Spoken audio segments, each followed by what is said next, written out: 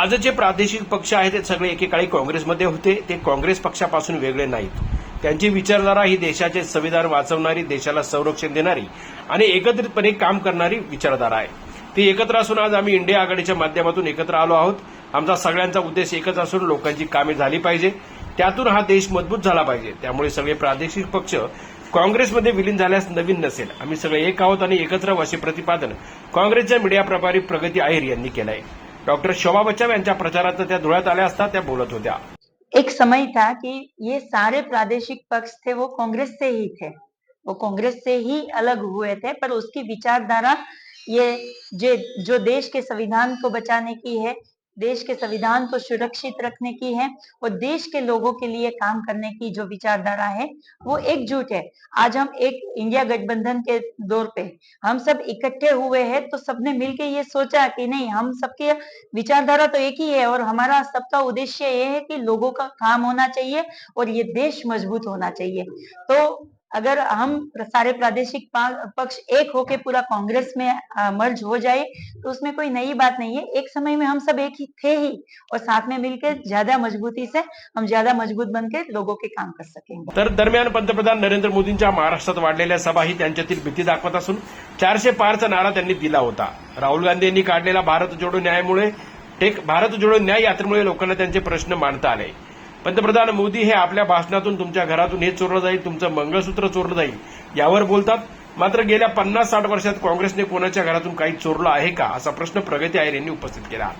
तर काँग्रेसने अधिकार दिले, स्वातंत्र्य दिलं, आवाज उठवण्याचा अधिकार दिला. मात्र भाजपाने काळा पैशांच्या नावाखाली लोकांच्या घरातील पैसा काढला, 15 लाख रुपये देण्याचे सांगून लोकांची फसवणूक केली. भाजपाने लोकांकडून डिस्काउंट घेतले, मात्र काँग्रेसने कायम दिले आहे, असंही मत प्रगती अहिर यांनी व्यक्त केलं. ऑफकोर्स महाराष्ट्र में नहीं, पूरे भारत में डर लग रहा है. उसको तो वो जुमले के तौर पे बोल दिया था कि अब की बार 400 के पार, हर सीट हम 5 लाख वोटों से जीतेंगे. तो उसको पता चल चुका है कि ये लोग हैं, वो अपने हिस्से की बात करते हैं. आज समझदार है लोग, जो हमें थैंक्स टू मीडिया भी बोलती हूँ कि वो बार बार लोगों को अपने अधिकार के लिए भी बताती रहती है. और मैं दिल से माननीय राहुल गांधी जी का भी धन्यवाद करना चाहती हूँ कि उसकी जो भारत जोड़ो यात्रा हुई, भारत जोड़ो न्याय यात्रा हुई, उससे लोगों को सीधा राहुल जी से मिलने का मौका मिला.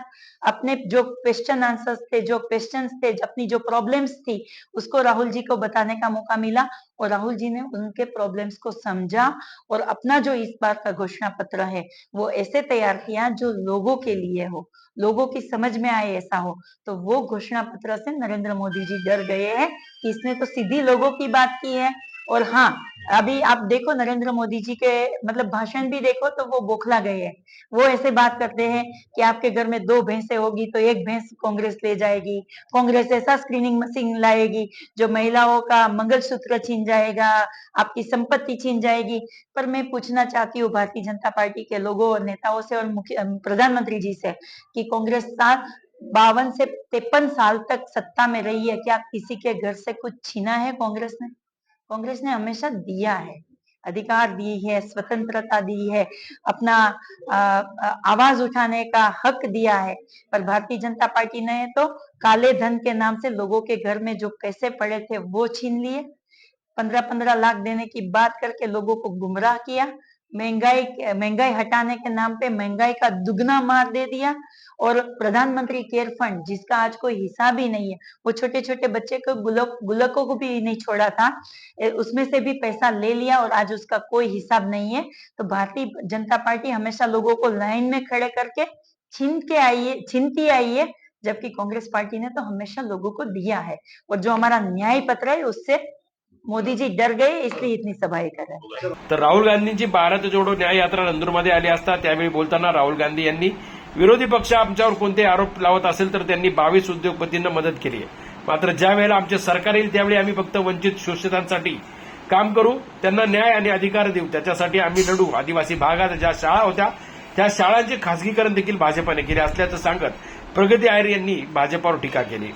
आपको पता होगा जब भारत जोड़ो न्याय यात्रा हुआ था तब राहुल जी का दौरा यहाँ से था और जब नंदुरबार में सभा हुई थी तब राहुल जी ने बताया था कि विरोध पक्ष भले हमारे ऊपर कोई भी आक्षेप लगा ले, पर विरोध पक्ष सिर्फ 22 उद्योगपतियों को मदद कर रहा है, जब हम सत्ता में आएंगे तो एसटी, एससी, ओबीसी के लिए बात करेंगे और उसको जो न्याय मिलना चाहिए, जो उसका अधिकार है, वो ऐसा नहीं है कि हम कांग्रेस पार्टी आके कुछ मैजिक करेंगे और हो जाएगा, पर जो अधिकार है उसके लिए, वो अधिकार के लिए हम लड़ेंगे और उसको पूरा न्याय मिलेगा। और आप देखो, जब कांग्रेस की गवर्नमेंट रहती है तब एससी, आप बोल रहे हैं आदिवासी एरिया में, तो आदिवासी एरिया में भी गवर्नमेंट स्कूलें थी, जो आज भारतीय जनता पार्टी ने आके उसका प्राइवेटीकरण, खानगीकरण करके, उसको प्राइवेटाइजेशन करके उसको भी खत्म करने की कोशिश कर रहे हैं।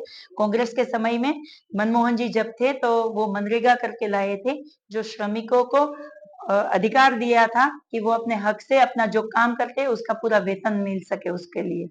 दरम्यान त्यांनी धुळे लोकसभा मतदारसंघातील महाविकास आघाडीचे उमेदवार डॉक्टर शोभा बच्चाव यांना निवडून आणण्याचे आवाहनही केले.